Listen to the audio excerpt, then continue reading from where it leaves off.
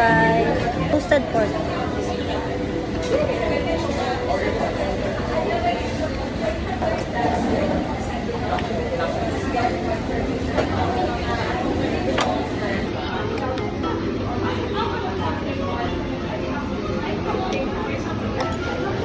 Lagyan natin siya nito.